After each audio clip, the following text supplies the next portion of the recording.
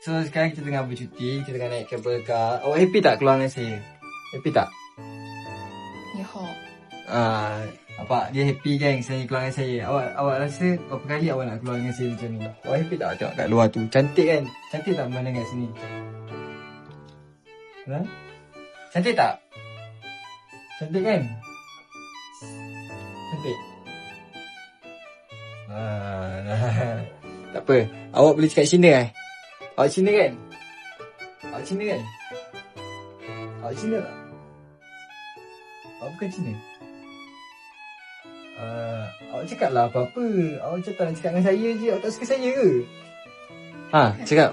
感觉让我说一些， Oh, awak tak suka saya lah. Maksudnya, 我不知道应该说些什么。祝福你。